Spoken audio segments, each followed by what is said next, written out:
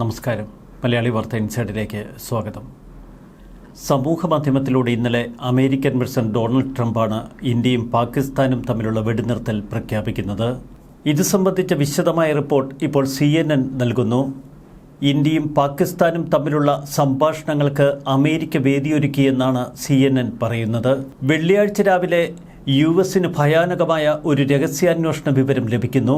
ഒടുവിൽ ഒരൊറ്റ ദിവസം ശനിയാഴ്ച വൈകുന്നേരം ഇരു രാജ്യങ്ങൾക്കുമിടയിൽ വെടിനിർത്തൽ. അതിനിടയിൽ സംഭവിച്ചതെന്ത്? ഇക്കാര്യങ്ങൾ വിശദമാക്കുകയാണ് CNN. ഇന്ത്യയും പാകിസ്ഥാനും തമ്മിൽ സമ്പൂർണ്ണ സംഘർഷത്തിന്റെ വക്കിലെത്തി നിൽക്കുന്ന സമയം പാകിസ്ഥാനെതിരെ ഇന്ത്യ രൂക്ഷമായ ആക്രമണങ്ങൾ തുടങ്ങിവെച്ചു. വെടിനിർത്തലിനുള്ള ചർച്ചകൾ പ്രോത്സാഹിപ്പിക്കുന്നതിനായി ആദ്യഘട്ടത്തിൽ അമേരിക്ക ചില സമ്മർദ്ദങ്ങൾ ചെലുത്തി. എന്നാൽ അതിനോട് ആദ്യഘട്ടം ഇന്ത്യയും പാകിസ്ഥാനുമൊക്കെ മുഖം തിരിച്ചു.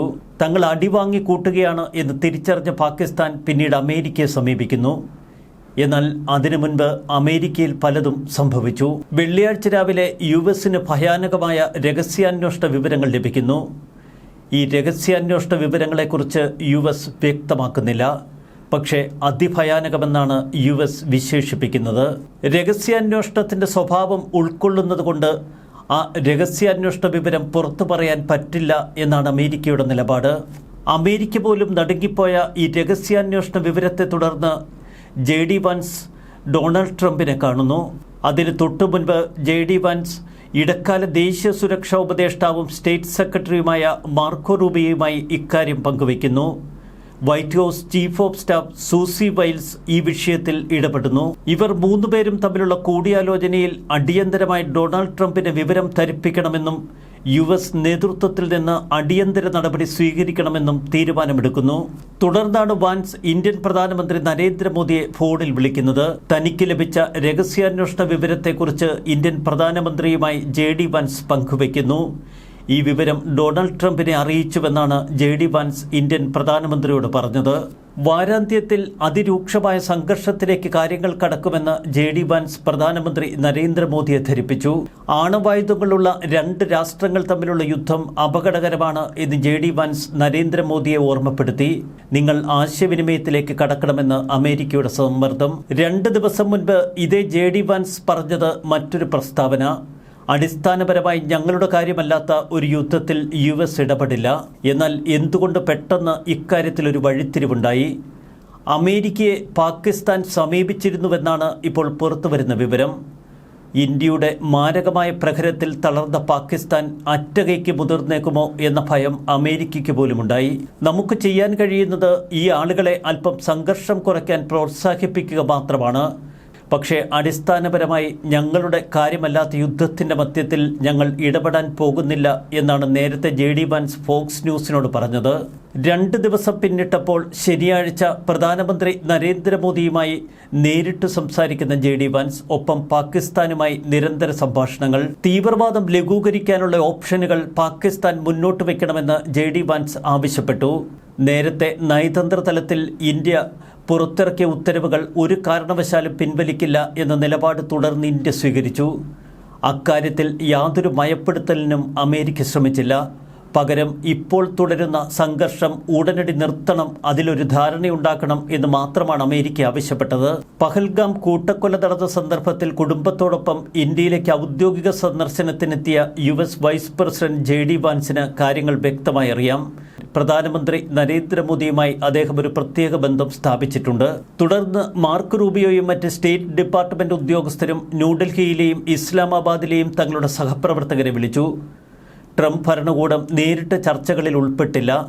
എന്നാൽ അവരുടെ പങ്ക് 2 എതിരാളികൾ തമ്മിലുള്ള സംഭാഷണം സുഗമമാക്കുന്നതിൽ വളരെയേറെ ഫലപ്രദമായി. ഈ ആഴ്ചയുടെ തുടക്കത്തിൽ സംഘർഷം ലഘൂകരിക്കാൻ ധാരാളം ശ്രമങ്ങൾ നടന്നിരുന്നു. എന്നാൽ ഇരുപക്ഷവും അതിനോട് സഹകരിച്ചില്ല എന്ന് അമേരിക്ക വ്യക്തമാക്കുന്നു. ഒടുവിൽ US ഉദ്യോഗസ്ഥരുടെ ഇടപെടലോടെ ആശയവിനിമയ വിടവ് നികത്താൻ കഴിഞ്ഞു. ഇരു രാജ്യങ്ങൾക്കുമിടയിൽ പിന്നീട് സംഭാഷണങ്ങൾ തുടങ്ങി. എല്ലാറ്റിനും ഒടുവിലാണ് ഇരുവശങ്ങളിൽ നിന്നുമുള്ള തീവ്രമായ അതിർത്തി കടന്നുള്ള സൈനിക നടപടികൾ അവസാനിപ്പിച്ചുവെന്ന് ട്രംപ് പ്രഖ്യാപിക്കുന്നത്. ഇന്ത്യയും പാകിസ്ഥാനും തമ്മിലുള്ള അടിയന്തര വെടിനിർത്തലിന് അവർ സമ്മതിച്ചു. ഒരു നിഷ്പക്ഷ സ്ഥലത്ത് വിശാലമായ വിഷയങ്ങളിൽ ചർച്ചകൾ ആരംഭിക്കുമെന്നും ട്രംപ് പറഞ്ഞുവെച്ചു. പാകിസ്ഥാൻ പ്രധാനമന്ത്രി ഷഹബാസ് ഷെരീഫ് തുടർന്ന് ട്രംപിന് നന്ദി പറഞ്ഞു. ഇന്ത്യൻ വിദേശ ഇടപെടലുകളൊന്നും അദ്ദേഹം പരാമർശിച്ചില്ല.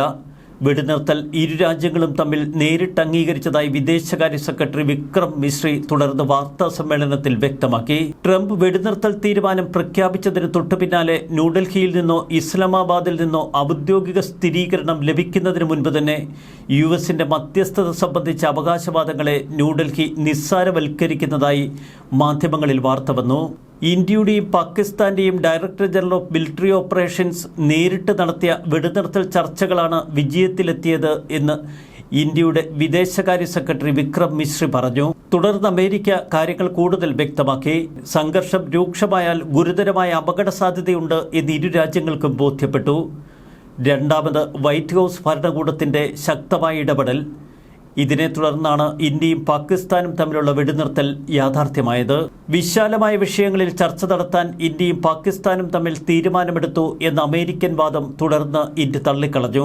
മധ്യസ്ഥതയെ സ്വതവേ ഇന്ത്യ പരമ്പരാഗതമായി എതിർക്കുന്നുണ്ട്. വിഷയം ദ്വികക്ഷിപരമായി കൈകാര്യം ചെയ്യാനാണ് ഇന്ത്യക്ക് താൽപര്യം.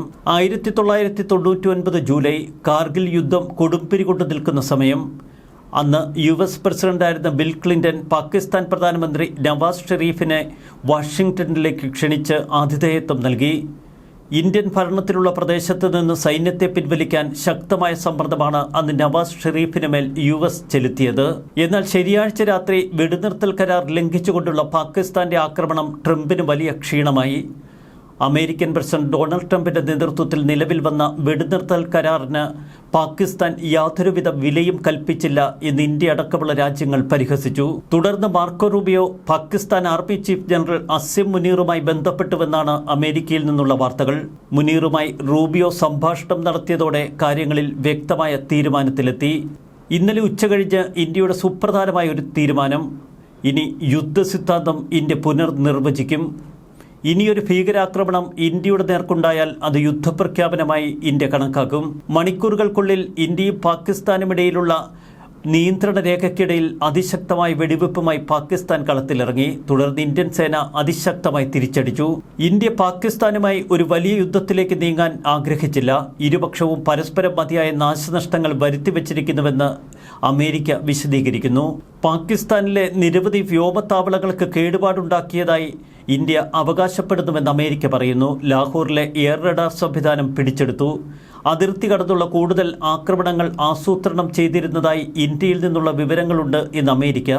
ഭീകര ക്യാമ്പുകൾ നശിപ്പിച്ചതിനെക്കുറിച്ചും അമേരിക്കയ്ക്ക് വ്യക്തമായ ധാരണയുണ്ട്.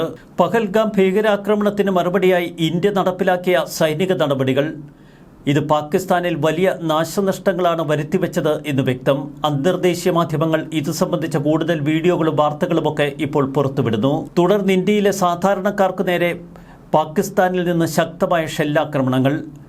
രാത്രി ഇരുട്ട് വീണതോടെ പാകിസ്ഥാനിൽ നിന്ന് ഇന്ത്യയുടെ നേർക്ക് കൂട്ട ഡ്രോൺ ആക്രമണങ്ങൾ.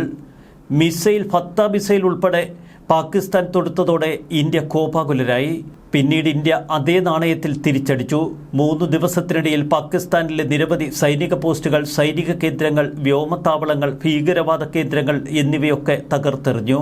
ഇന്ത്യ തിരിച്ചടി കടുപ്പിച്ചതോടെ പാകിസ്ഥാൻ വിരണ്ടു. തുടർന്ന് അടിയന്തര വെടിനിർത്തലിന് പാകിസ്ഥാൻ അമേരിക്കയുടെ പിന്തുണ തേടി. ഓപ്പറേഷൻ സിന്ദൂർ എന്ന സൈനിക നടപടിയിലൂടെ ലക്ഷ്യമിട്ടത് പൂർത്തിയാക്കാൻ ഇന്ത്യക്ക് സാധിച്ചു. റഫാൽ വിമാനങ്ങളിൽ നിന്ന് തൊടുത്ത സ്കാൽപ്, ഹാമർ മിസൈലുകൾ, ഗൈഡഡ് ബോംബുകൾ, M777 ഹോവിസ്റ്ററുകൾ, ലോയിറ്ററിംഗ് മ്യൂണിഷനുകൾ എന്നിവ ഉപയോഗിച്ചാണ് ഇന്ത്യ പാകിസ്ഥാന് മേൽ കനത്ത പ്രഹരമേൽപ്പിച്ചത്. ഇന്ത്യക്കെതിരെ പാകിസ്ഥാൻ ആക്രമണത്തിനായി തെരഞ്ഞെടുത്തത് തുർക്കിയിൽ നിന്ന് വാങ്ങിയ ഡ്രോണുകൾ. എന്നാൽ അവ കൂട്ടത്തോടെ വെടിവെച്ചിടാനും നിർവീര്യമാക്കാനും ഇന്ത്യൻ സേനയ്ക്ക് കഴിഞ്ഞു. കഴിഞ്ഞ 3 ദിവസങ്ങൾക്കിടയിൽ പാകിസ്ഥാൻ തുടർച്ചയായി ഇന്ത്യ പ്രകോപിപ്പിച്ചുകൊണ്ടിരുന്നു. അതിന് കടുത്ത തിരിച്ചടി ഇന്ത്യ നൽകിയതോടെ പാകിസ്ഥാൻ അക്ഷരാർത്ഥത്തിൽ വെള്ളം കുടിച്ചു. ഇന്ത്യൻ ആക്രമണങ്ങളിൽ സമാനതകളില്ലാത്ത നാശനഷ്ടങ്ങളുണ്ടായതോടെ പാകിസ്ഥാൻ സഹായത്തിനായി സൗദി, അമേരിക്ക, ചൈന തുടങ്ങിയ രാജ്യങ്ങളുമായി ബന്ധപ്പെട്ടു. ചൈന പ്രത്യക്ഷ യുദ്ധത്തിൽ പാകിസ്ഥാനെ സഹായിക്കാനെത്തിയില്ല എങ്കിലും പാകിസ്ഥാനൊപ്പം ശക്തമായി ചൈനയും തുർക്കിയും നിലകൊള്ളുന്ന കാഴ്ചയാണ് നമ്മൾ കണ്ടത്. നേരിട്ട് യുദ്ധത്തിൽ പങ്കെടുക്കുന്നതിന് പകരം അവർ വലിയ പ്രൊപ്പഗണ്ട ഏജന്റുമാരായി മാറി. ചൈന, തുർക്കി എന്നീ രാജ്യങ്ങളിലെ മുഴുവൻ മാധ്യമങ്ങളും പാക് അനുകൂല വാർത്തകൾ നൽകി. ഒടുവിൽ അമേരിക്കയുടെ ഇടപെടൽ, ഇന്ത്യയുടെ ശക്തമായ നിലപാട്. അങ്ങനെ പാകിസ്ഥാനും ഇന്ത്യക്കുമിടയിൽ വെടിനിർത്തൽ കരാർ യാഥാർത്ഥ്യമായിരിക്കുന്നു. ന്യൂസ് ഡെസ്ക് മലയാളി വാർത്ത ഇൻസൈഡ്.